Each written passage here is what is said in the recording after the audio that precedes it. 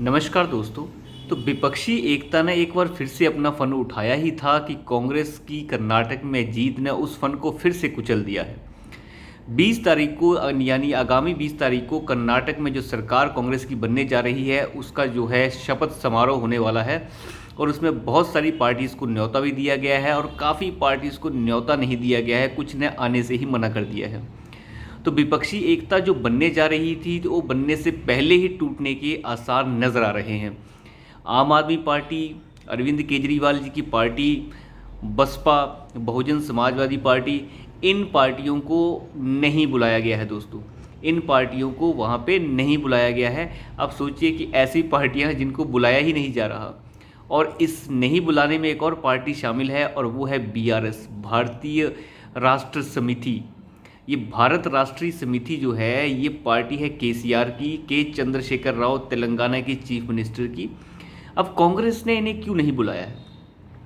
क्योंकि आम आदमी पार्टी से कांग्रेस वैसे भी खफा है, क्योंकि आम आदमी पार्टी की राजनीति वहीं चलती है जहाँ पे कांग्रेस खत्म हो रही होती है। तो कांग्रेस चाहती है कि इस आम आदमी पार्टी को ठिकाने लगाया जाए और इस अरविंद केजरीवाल को थोड़ा साइड पर रखा जाए। दिल्ली में अजय माकन के बयानों से आप अंदाज़ा लगा सकते हैं कि कांग्रेस पार्टी अब आम आदमी पार्टी के साथ क्या करने जा रही है। अब दूसरी बात कर लेते हैं जी के चंद्रशेखर राव की। के चंद्रशेखर कई दिनों से एक मुहिम सी चला रहे हैं कि विपक्षी एकता को वो लीड करेंगे। तो सोनिया और राहुल को ये बिल्कुल पसंद नहीं है। कर्नाटक की जीत के बाद तो वैसे भी उनके सर के ऊपर खुमार है कि हम अकेले लड़ेंगे और हम प्रधानमंत्री बन के रहेंगे। तो अब जो भारत राष्ट्रीय समिति बीआरएस, तेलंगाना केसीआर की जो पार्टी है, अब उसके भी आसार कम दिख रहे हैं और इसीलिए उन्हें अब नहीं बुलाया गया है, उन्हें दरकिनार कर दिया गया है कि महाराज आप जो हैं विपक्षी एकता के खेमे को लीड करना भूल जाइए, हम ही हैं उसके लीडर और हम ही सबसे ज़्यादा सीटों पर लड़ेंगे। ममता बनर्जी ने आने से मना कर दिया है और ममता बनर्जी ने कहा कि मैं नहीं चाहूँगी, मेरी जगह कोई और जाएगा। तो ममता बनर्जी तो आपको पता ही है, जैसे कर्नाटक में कांग्रेस पार्टी की जीत हुई थी तो ममता तो वैसे ही दुखी है। सारा मुसलमान वोट जो है कांग्रेस की तरफ बढ़ रहा है और ममता बनर्जी इससे काफ़ी खफा है।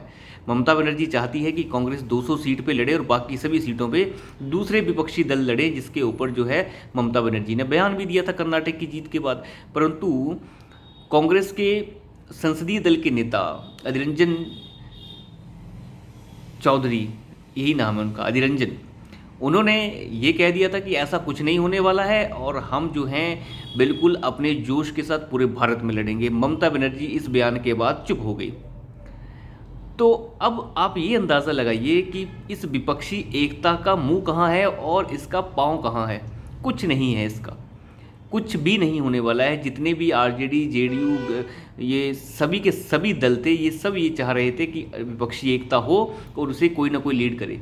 नीतीश कुमार चाह रहे हैं कि वो उसे लीड करें, पर नीतीश कुमार जो है अपने ही प्रदेश में उनका बुरा हाल है। जो अपने ही प्रदेश में खुद के वोट पूरे नहीं ले सकते, वो दूसरी जगह में जाके दूसरे दल को वोट क्या दिलाएंगे। जो ममता बनर्जी कह रही थी कि हम आपकी दूसरे प्रदेशों में मदद करेंगे, आप हमारे प्रदेश में मदद कीजिए, यानी कि आप अपने प्रत्याशी सामने से मत उतारिए। तो ममता बनर्जी की कैपेसिटी थोड़े ना है कर्नाटक में वोट दिलाने की, या ममता बनर्जी की कैपेसिटी है यूपी में आके अखिलेश को वोट दिलाने की। सब पखंड है ये और कुछ नहीं है। अब दूसरी बात हम कर लेते हैं बीजेडी की। बीजू जनता दल, नवीन पटनायक की उड़ीसा की पार्टी ने ये बिल्कुल सख्त मना किया है कि हम जो हैं किसी के साथ नहीं लड़ने वाले, हम कोई एकता में नहीं साथ देंगे, हम अकेले चुनाव लड़ेंगे। अब आप अंदाज़ा लगाइए इस विपक्षी एकता के पखंड का।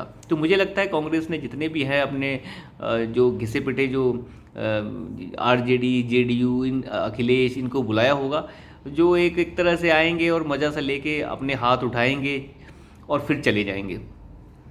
तो ये जिस तरीके की विपक्षी एकता है, विपक्ष को समझ ही नहीं आ रहा कि उन्हें दिमाग कहाँ लगाना चाहिए।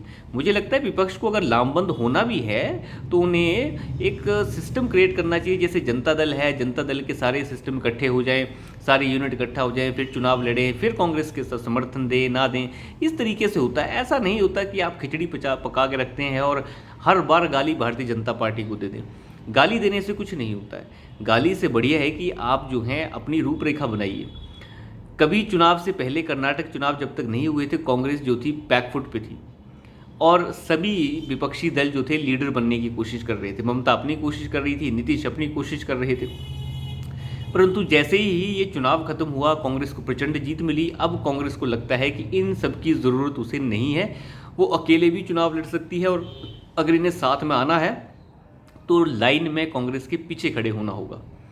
और कॉम्प्रोमाइजिंग कंडीशन में अब कांग्रेस बिल्कुल भी नहीं है कि इतने सीटों पे लड़ेगी और उतने सीटों पे लड़ेगी। इस सब से ममता बनर्जी जो है ज़्यादा घबराई हुई है। अगर ममता बनर्जी का मुसलमान वोट अगर वेस्ट बंगाल में कटा तो ममता बनर्जी बर्बाद हो जाएंगी, कुछ नहीं बचागा उनके हाथ में। तो देखते हैं इस विपक्षी एकता का खेल जो है कहाँ तक जाता है और ये विपक्षी एकता कितनी कामयाब होती है। अभी कामयाब होती दिख नहीं रही है, क्योंकि जो लोग कर्नाटक चुनाव से भारतीय जनता पार्टी का अंदाज़ा लगा रहे हैं हार जीत का, देखिए ऐसा कुछ नहीं होने वाला है।